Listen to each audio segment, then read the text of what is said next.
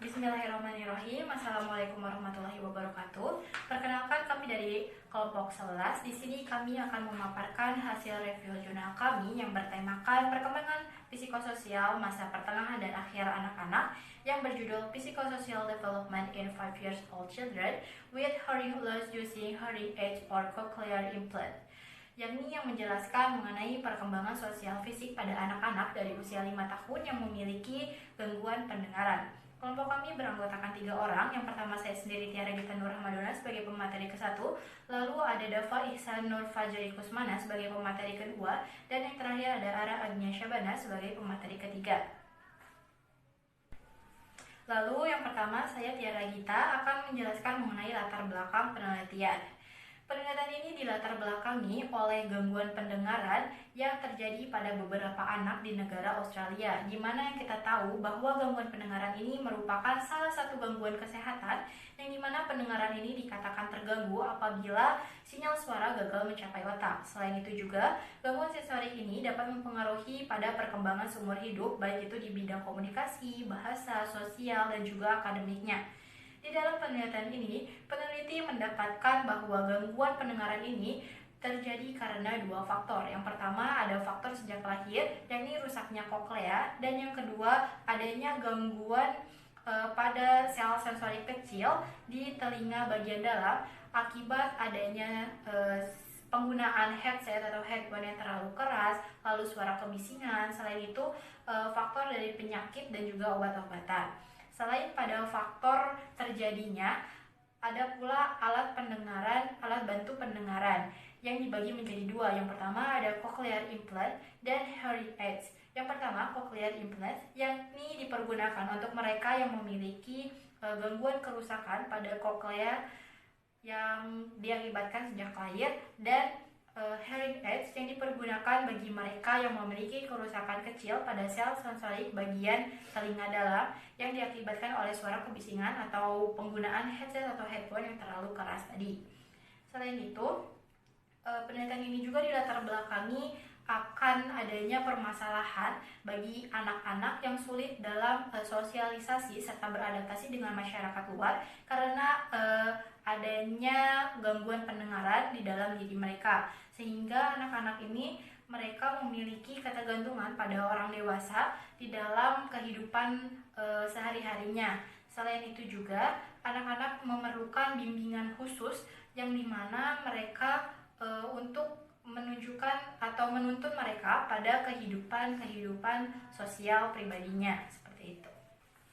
Lalu yang kedua yakni teori yang dipakai dalam penelitian. Sebenarnya di dalam jurnal review kami di sana tidak dicantumkan teori apa yang digunakan dalam penelitiannya, tetapi kami mencocokkan beberapa teori yang cocok dengan penelitian ini, yakni dari teori Sigmund Freud, yaitu mengenai psikoanalisa, di mana di dalam teori psikoanalisa ini menyangkut pada hal kepribadian, di mana teori ini berfokus kepada pergerakan energi psikologi seseorang.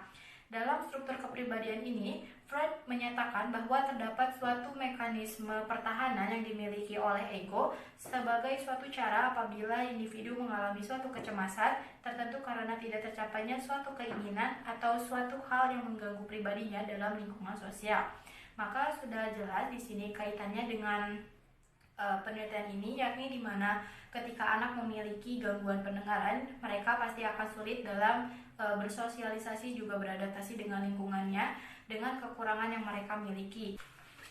Saya akan melanjutkan presentasi di mana saya akan membawakan materi tentang yang ketiga, yaitu tentang metode penelitian. Nah, metode yang digunakan dalam penelitian ini yakni menggunakan metode eksperimental partisipan, di mana beberapa anak yang memiliki gangguan pendengaran diminta untuk menjadi partisipan dalam penelitian ini untuk meneliti seberapa parah atau tidaknya gangguan tersebut dalam psikososial dalam dirinya. Dan yang materi keempat yaitu tentang hasil penelitian.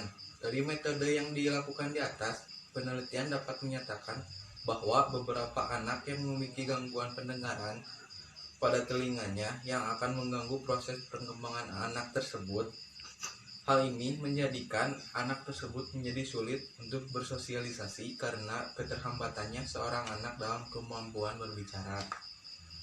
Saya akan menjelaskan tentang kelebihan dan kekurangan penelitian. Kelebihan penelitian. Penelitian ini memberikan data yang konkret di mana dalam penelitian memperlihatkan hasil yang jelas karena menggunakan metode eksperimental. Dengan metode itu juga, peneliti dapat memberikan atau membuat kesimpulan yang tepat. Selain itu, dalam jurnal juga memberikan pembahasan yang mendetail dari segi faktor sampai pada hasil. Selanjutnya, kekurangan penelitian.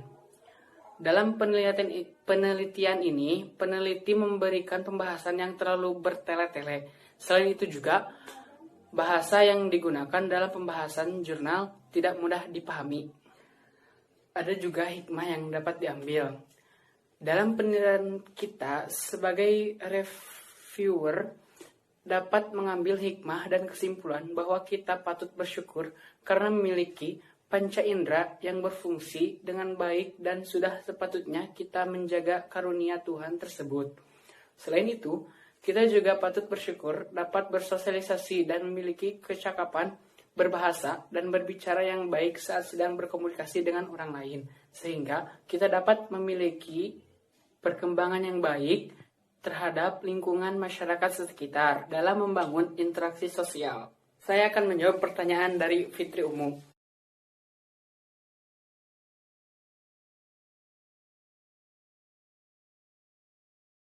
Mungkin dengan berikannya motivasi, mereka yang memiliki keterbatasan tersebut, mereka akan memiliki semangat untuk sepanjang hidup. Karena di dunia ini hanya sementara, dan kita kasih tahu mereka bahwa hidup di dunia ini hanya untuk beribadah kepada Sang Pencipta, bukan untuk disanjung oleh manusia. Maka dari itu, teruslah hidup untuk beribadah kepadanya. Dan juga, saya akan menjawab pertanyaan dari Tiara Azhara.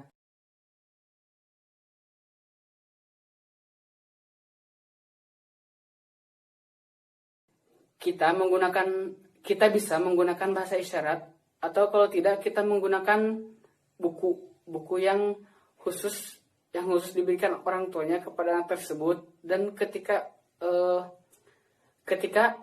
anak tersebut ingin berinteraksi dengan temannya langsung mengambil buku tersebut dan tuliskan apa yang ingin dia tanyakan atau apa yang ingin dia bicarakan. Seperti itu.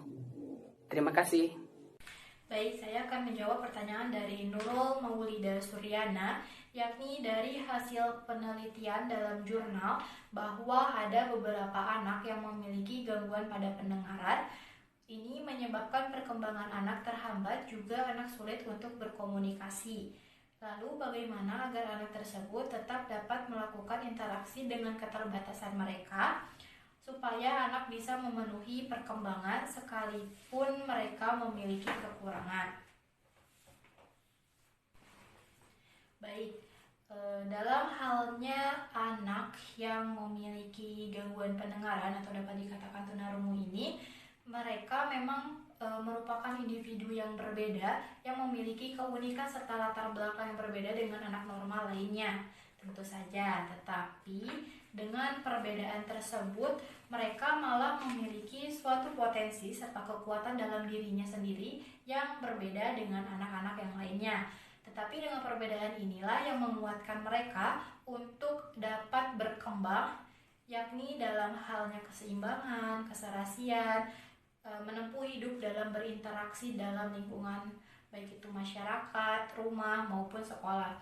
Walaupun mereka memiliki keterbatasan dalam berkomunikasi, walaupun mereka telah diberikan rangsangan beberapa kali untuk dapat mencoba berkomunikasi dengan baik dalam lingkungan sekitarnya, tetapi ketika mereka memiliki gangguan pendengaran yang kompleks atau bahkan adanya kerusakan koklea itu, mereka akan sulit sekali mencerna setiap pembicaraan atau informasi yang diberikan.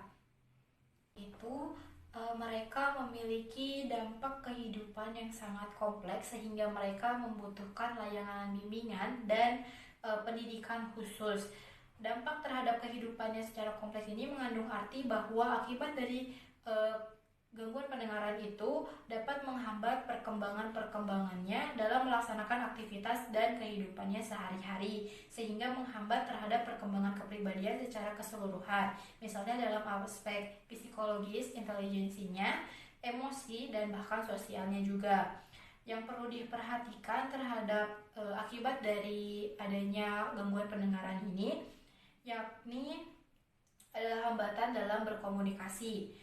Sebab komunikasi adalah suatu hal yang sangat penting dalam kita bersosialisasi serta beradaptasi dengan lingkungan masyarakat.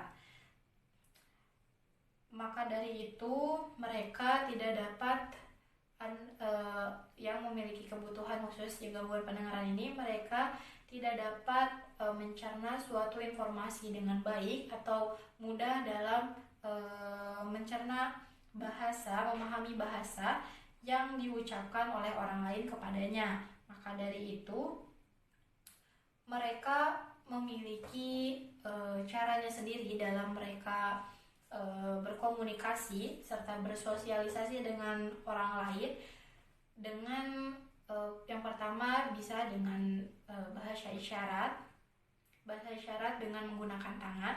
Lalu yang kedua, mereka yang pendengarannya kurang berfungsi atau adanya gangguan pendengaran tersebut, mereka mengalihkan pengamatannya bukan pada telinganya tapi melalui mata. Maka orang yang memiliki gangguan pendengaran itu dapat melihat bahasa lisan dan oral yang dilihatnya melalui ekspresi wajah juga, sehingga mereka dapat menangkap makna serta isi dari informasi yang mereka sampaikan melalui gerak-gerik mulutnya, seperti itu.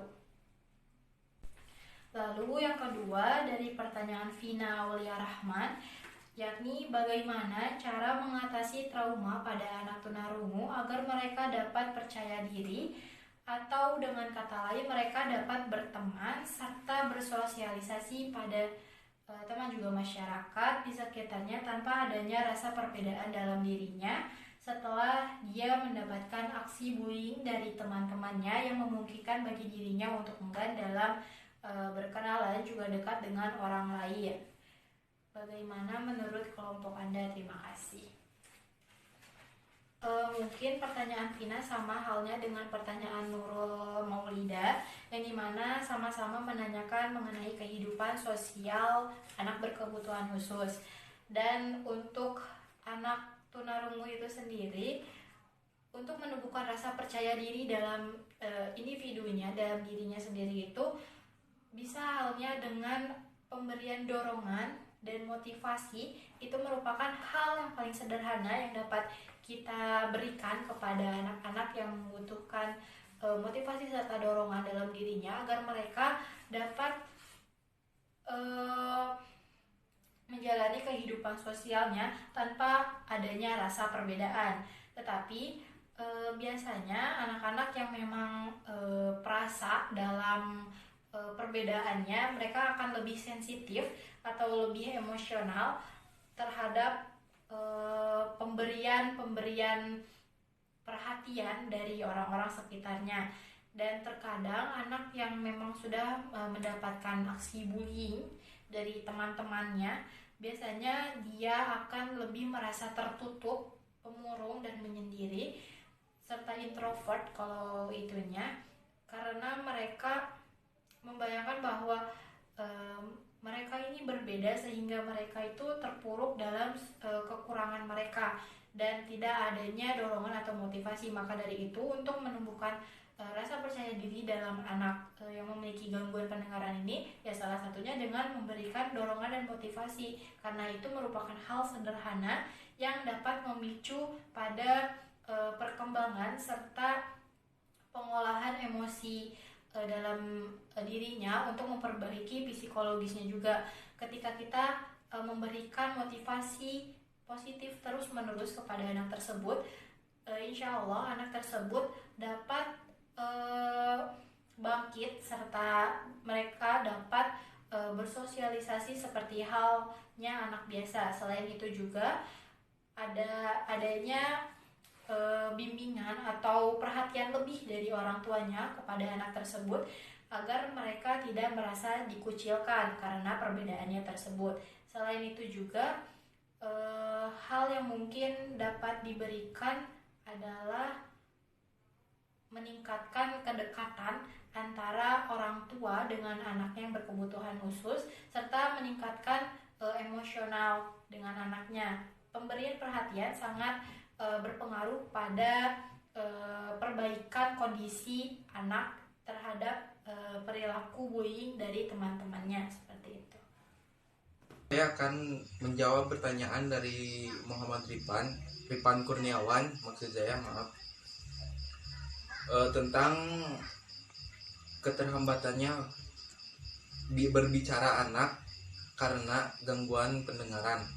Nah, di sini saya akan menjawab, pembicaraan telat pada anak merupakan suatu kondisi di mana kemampuan berbicara seorang anak tidak berkembang sesuai dengan yang diharapkan sesuai dengan usianya.